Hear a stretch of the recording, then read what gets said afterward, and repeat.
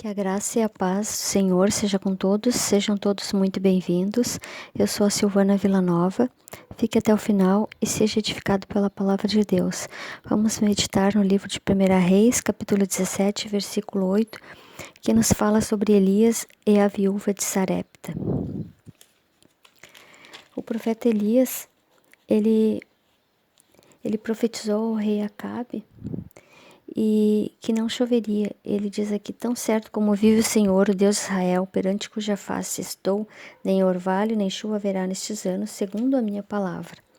E no livro de Tiago, capítulo 5, versículo 17, ele profetizou que por 3 anos e 6 meses não haveria chuva, e não choveu. E então Israel estava vivendo um período de seca, e a vizinhança ali também, porque a cidade de Sarepta não ficava em Israel, mas ficava em Sidom, próximo a Israel.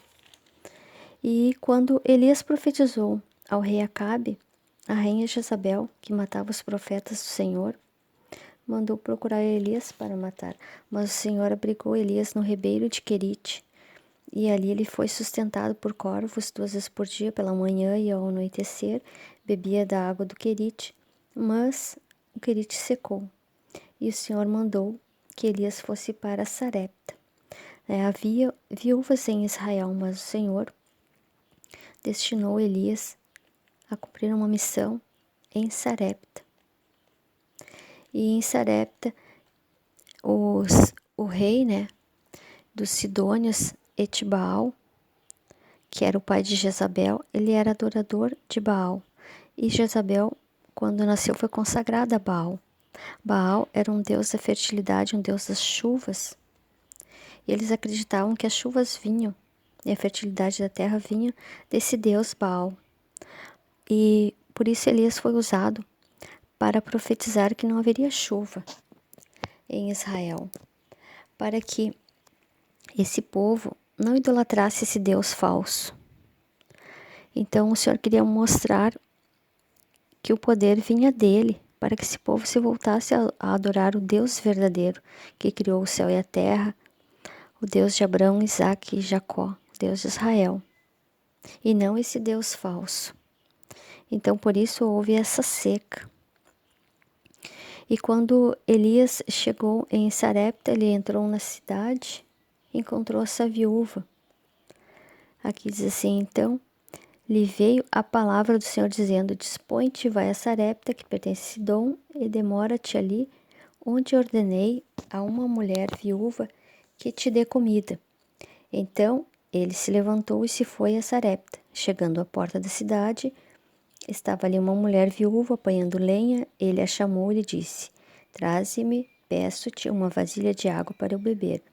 Indo ela a buscá-la, ele a chamou e lhe disse: traze-me também um bocado de pão na tua mão. Porém ela respondeu: tão certo como vive o Senhor, o teu Deus, nada tenho cozido. Há somente um punhado de farinha numa panela e um pouco de azeite numa botija. E vês aqui, apanhei 2 cavacos e vou preparar esse resto de comida para mim e para o meu filho.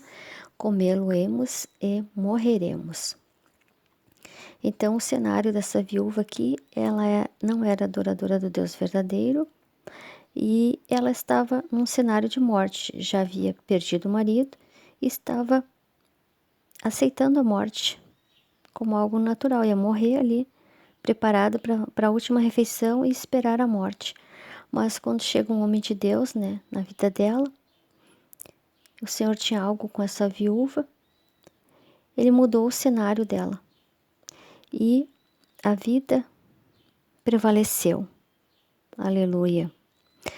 Elias falou a ela: não temas, vai e faze o que disseste, mas primeiro faze dele para mim um bolo pequeno e traze-no aqui fora. Depois fará para ti mesma e para teu filho. Porque assim diz o Senhor, o Deus de Israel: a farinha da tua panela não se acabará e o azeite da tua botija não faltará, até o dia em que o Senhor fizer chover sobre a terra.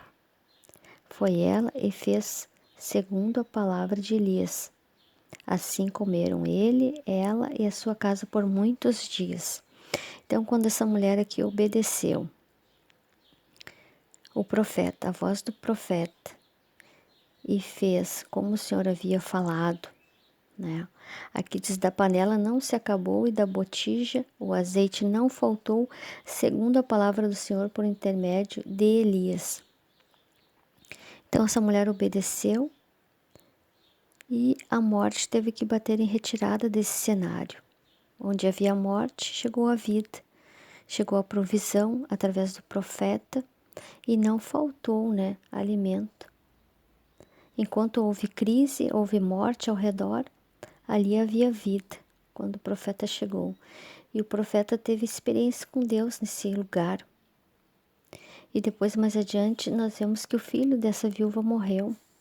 E Elias orou 3 vezes sobre o menino e clamou ao Senhor, disse: ó Senhor meu Deus, rogo-te que faça a alma deste menino tornar a entrar nele.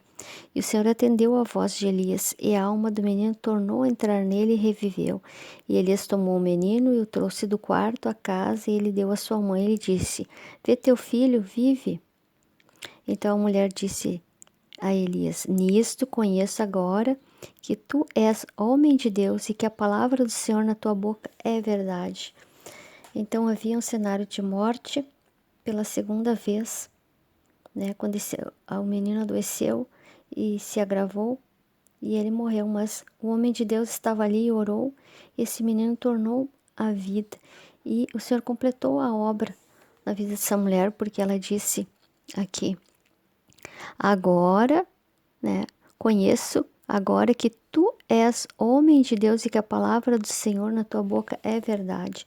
Então o Senhor tinha uma obra para fazer na vida dessa mulher, salvar essa mulher lá em Sarepta, que era adoradora de Baal, mas o Senhor queria salvar. E ao mesmo tempo o Senhor estava ensinando a Elias aqui, porque mais adiante no capítulo 18, Elias ia enfrentar o desafio com os profetas de Baal. O Senhor estava guardando o profeta e dando experiência ao profeta. E essa mulher foi salva pela obediência, né? Não era crente no Deus de Israel, o Deus verdadeiro, mas o Senhor alcançou essa mulher através do profeta e salvou ela e a casa dela, né? Da morte física, né? E da morte espiritual, porque o Senhor completou a obra na vida dessa mulher. Aleluia. E nós aprendemos, né, que a fé é um passo entre a promessa e a certeza. Ela recebeu a promessa do profeta, mas ela obedeceu. E aí se confirmou a palavra do profeta. Então, o milagre, pequeno ou grande, começa num ato de obediência. Aleluia. E o Deus de Elias está vivo hoje e ele continua fazendo milagres. O Senhor é o mesmo ontem, hoje e será eternamente. E que nós aprendemos aqui que o profeta Elias era um homem que nem como nós. Ele diz: Elias era um homem semelhante a nós, sujeito aos mesmos sentimentos. E no capítulo 5, versículo 17 do livro de Tiago, é que nos fala essa parte sobre Elias. Elias era um homem como nós, mas o Senhor usou esse homem, esse profeta. Aleluia. E o Senhor continua usando homens e mulheres de Deus. Aleluia. Glória a Deus. Quero orar contigo nesse momento, meu irmão, minha irmã. Se possível, feche os teus olhos e curve a sua cabeça. Vamos orar. Pai querido, muito obrigado por essa palavra que nos ensina a não perdermos a fé, não desfalecermos quando o cenário for difícil, quando o cenário necessitar de um milagre. O Senhor entra com a provisão, que venhamos ter fé, Senhor, acreditar nas palavras, Senhor, dos profetas, quando o Senhor fala conosco, e venhamos ter essa fé como essa mulher teve. Aleluia.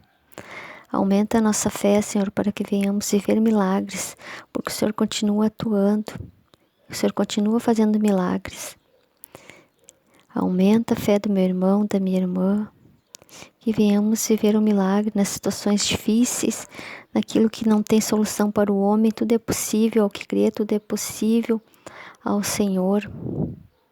Que venhamos viver o impossível, que se houver algum irmão necessitando de um milagre, Senhor, entra com providência.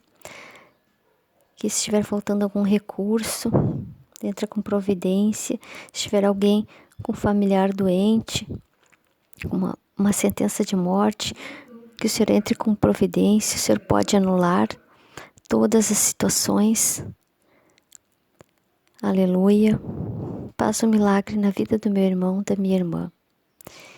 Alcance a todos, que todos tenham um dia abençoado, em nome de Jesus.